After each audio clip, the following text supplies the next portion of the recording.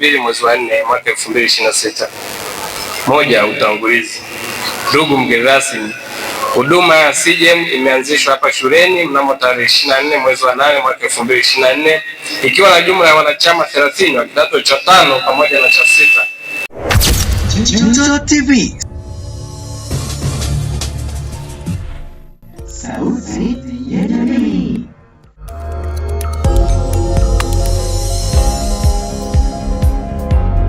Tukiwa chini ya usimamizi wa viongozi wa CJMSF kipindi hicho.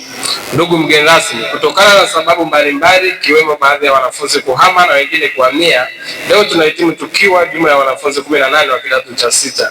Ndugu mgeni rasmi, tunamshukuru sana Mungu kwa kuwa na sisi tangu huduma hii ya CJMSF ilipoanzishwa mpaka sasa, kwani tumeona mkono wake juu yetu. 3, changamoto. Ndugu mgeni rasmi, palipo na mafanikio hapakosi kuwa na changamoto. Zifuatazo ni changamoto tunazozipitia na kuwa kikwazo katika kutenda kazi ya Mungu. Moja, ni upungufu wa vitambaa vya kupamba chumba cha ibada. Pili, ni ukosefu wa kinara na vyombo vingi vya muziki kwa ajili ya kuendeshea ibada zetu ambavyo vinagharimu shilingi za Kitanzania milioni 1.5. 3, upungufu wa vyombo vya chakula kama vile sahani, sufuria vinavyotumika katika sherehe za kidini ambapo ni sahani 200 na masufuria 3 makubwa. 4, ni ukosefu na upungufu wa matawi ya CJMSF katika baadhi ya shule kutokana na kushindwa kufungua huduma hii ya CJMSF kwa baadhi ya shule. 4, malengo. Ndugu mgeni rasmi, yafuatayo ni malengo ya CJMSF 2026-2027. Moja, ni kuendeleza injili hapa shuleni na hata nje. Pili, ni kurekodi nyimbo zetu na kutengeneza mkanda wa kwaya yetu kwa ajili ya kueneza injili. 3, ni kuendelea kuwajenga wanafunzi kiimani na kielimu zaidi, lakini pia kwa msaada wa Mungu tunatarajia kupata daraja la juu kwa wahitimu wote mwaka huu. Junto TV. Sauti ya jamii.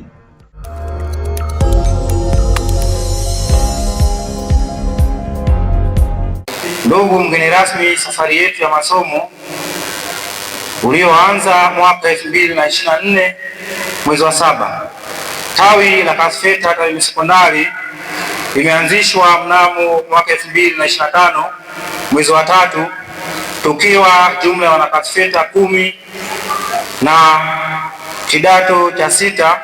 Viongozi waliokuwepo walitupokea, pia walikuwa viongozi wa 4 mbali, na hivyo tulikuwa wanachama 10. Ndugu mgeni rasmi, risala imegawanyika katika sehemu kuu 3. Sehemu ya pili ni mafanikio. Ndugu mgeni rasmi, pamoja na hayo yote tumeweza kupata mafanikio yafuatayo. Moja, kununua ndoo ya kufanyia maombi, ndoo 2, moja ni lita 5 na moja ni lita 10. Kufanya mahafali ya kidato cha 6 2025, kufanya welcome form 5, kununua microphone 2 za wireless na betri zake ambayo kwa ujumla imegharimu shilingi 130,000, kufanya viongozi na kupata viongozi wapya, kuendesha na kufanya Kasfeta isimame mpaka sasa.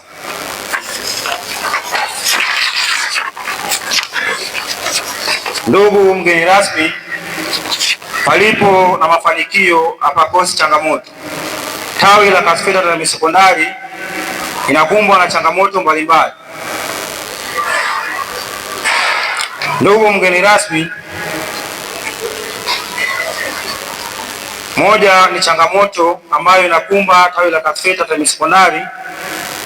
Moja ni speaker au vyombo vya muziki ambayo inagharimu shilingi 500,000. Pili ni power mixer ambayo inagharimu shilingi 300,000. Ukosefu wa vitabu vya nyimbo au tenzi. Na 4 ni malengo. Ndugu mgeni rasmi, yafuatayo ni malengo ya Kasfeta 2024-2027. Kuendeleza injili hapa shuleni na hata nje. Pili ni kurekodi video zetu na kutengeneza mkanda wa kwaya kwa ajili ya kueneza Injili, kuendeleza, kuwajenga wanafunzi kiimani na kielimu zaidi. Mwisho, pia kwa msaada wa Mungu tunatarajia kupata daraja la juu kwa wahitimu wote wa kidato cha 6. Asante.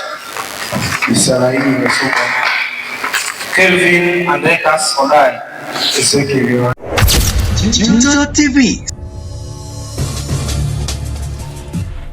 Sauti ya jamii.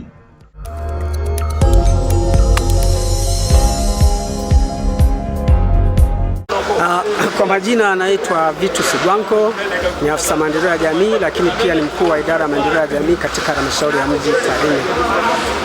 Ninawaasa vijana ambao tulikuwa nao leo kwenye mahafali yao, vijana wa kidato cha 6 ambao tumekuwa na sherehe yao.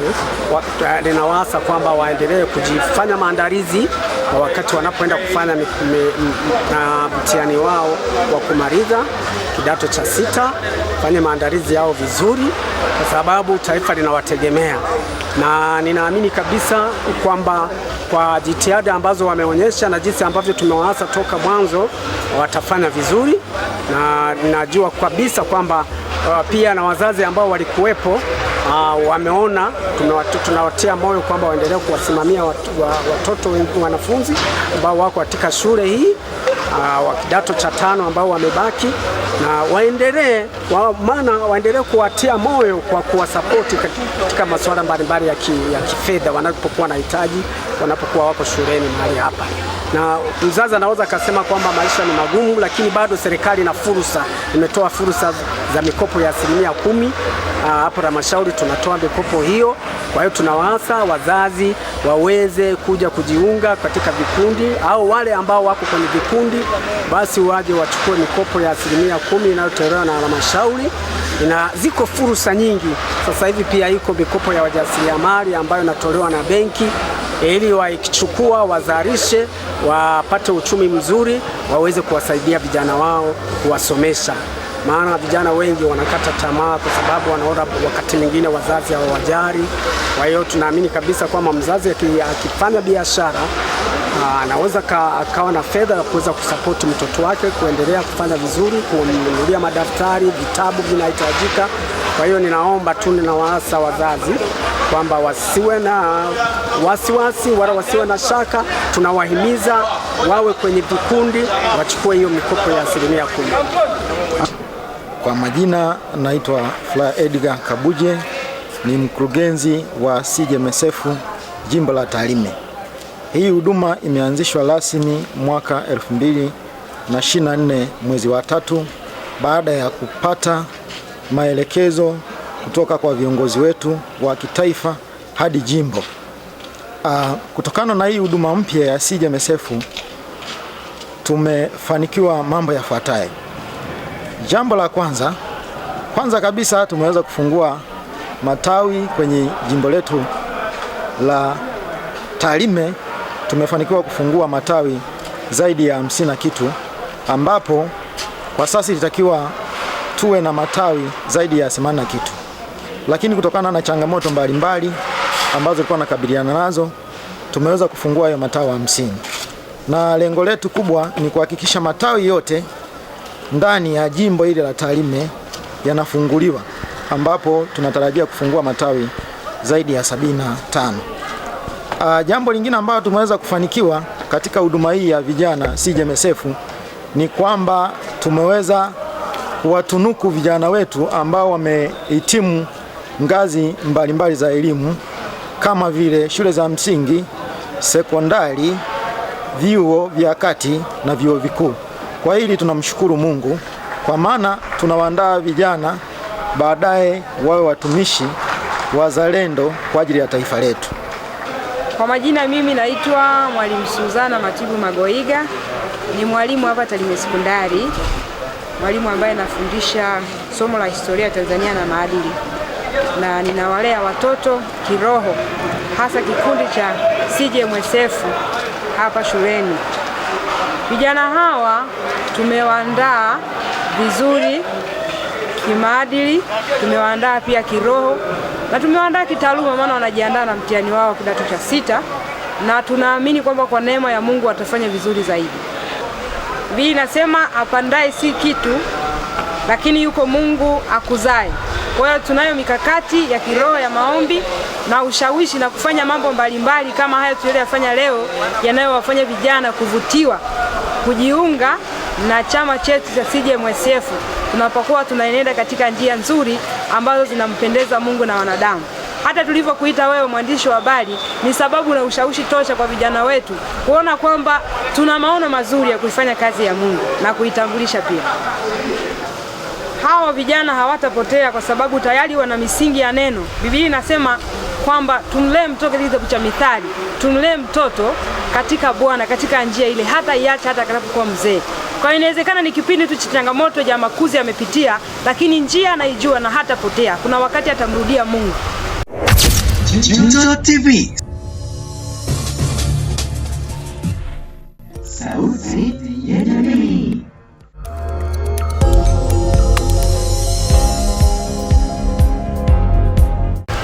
Baada ya sherehe hii, mmejipangaje kuhakikisha mnafanya vizuri kwenye mitihani yenu iliyoko mbele yenu?